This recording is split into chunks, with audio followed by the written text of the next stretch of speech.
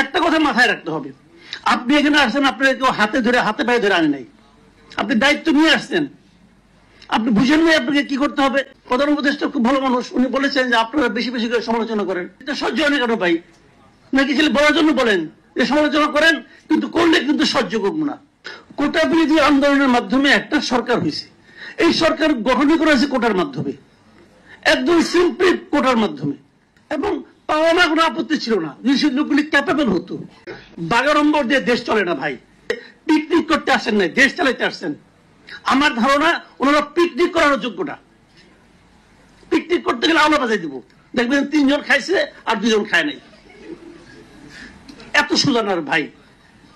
কোটা বিরোধী আন্দোলনের মাধ্যমে একটা সরকার হয়েছে, এই সরকার গঠনই করা হয়েছে কোটার মাধ্যমে, একদম সিম্পলি কোটার মাধ্যমে।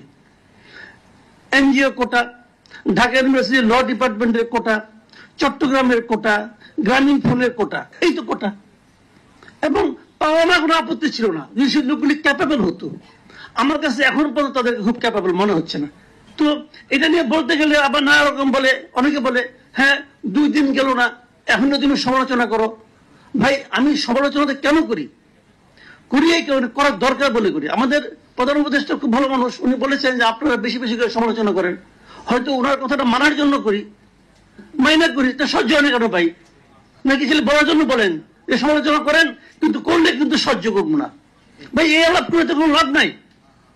একটা কথা মাথায় রাখতে হবে, আপনি এখানে আসছেন, আপনার কেউ হাতে পায়ে ধরে আনে নাই, আপনি দায়িত্ব নিয়ে আসছেন, আপনি বুঝেন নাই আপনাকে কি করতে হবে। এখানে উমামা কথাটা বললেন, আমি উমামাকে স্যালুট জানাই, যে আপনাকে বুঝতে হবে, আপনাকে পায়ে ধরে আনে নাই, জানলেন না ভাই, বিদায় নেন না, কেউ যাবে না। অবসর প্রাপ্তির পর যখন কেউ পুরস্কার পায় সে নড়তে চায় না, এই জন্য অবসরপ্রাপ্ত লোককে আইনে পুরস্কৃত করা হয়েছে। ঝিমায়, বাসায় ঝিমায়, তো এখন সচিবালয়ে এসে ঝিমাচ্ছে। This is the point. আমি আপনাকে একটা কথা বলি, দেখেন একটা সিম্পল একটা উদাহরণ দিয়ে বলি।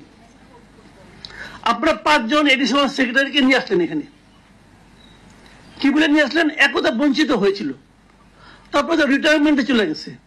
কবে রিটায়ারমেন্টে গেছে? 2014 সালে। তারপরে চলে গেছে 10 বছর।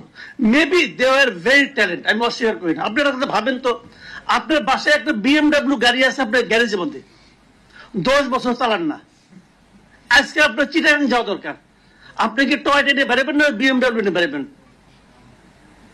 সোজা হিসাব ভাই, এটা তো 10 বছর চলে না, 10 বছর স্টাডি দেওয়া হয় নাই। এর মধ্যে রিটায়ারমেন্টে যাইয়া, রিটায়ারমেন্টে টাকা পয়সা পাইয়া, মোটামুটি বাসায় শুয়ে পয়সা নাতি নাতিদের সঙ্গে খেলাধুলা করে সময় ওনার কাটছে। উনি আইসা একটা হুঙ্কার দিলেন যে 15 দিনের মধ্যে সবাইকে আনার পরে, প্রথম বানালো সচিব, তারপরে বানালো সিনিয়র সচিব, আইসা উনি হুঙ্কার দিলেন 15 দিনের মধ্যে সবাইকে হিসাব দিতে হবে। হিসাব কেউ দিছে? উনি নিজে দিছেন? কোন সচিব দিছে? কেউ দিছে? তো এই সমস্ত ভাই ফালতু আলাম। হিসাব তো ভাই আমরা বুঝছি, আমাদের বাসায় একটা ক্যালেন্ডার আছে, আমি ওই দিন 3 তারিখে দাগ দিয়ে রাখছিলাম, দেখি 15 দিন পরে কি হয়, হয়েছে কিছু। তো এইগুলো হলো বাগাড়ম্বর, বাগাড়ম্বর দিয়ে দেশ চলে না ভাই। আমি প্রথম দিনই বলছিলাম, 8 তারিখে বলছি যে এই টিম দেখে, এই টিম দেখার পর 8 তারিখে হয়েছে। 9 তারিখে আমি কন্টেন্ট করেছিলাম যে পিকনিক করতে আসেন নাই, দেশ চালাইতে আসছেন। আমার ধারণা ওনারা পিকনিক করানোর যোগ্যটা, পিকনিক করতে গেলে আলো বাজাই দিব, দেখবেন 3 জন খাইছে আর 2 জন খায় নাই।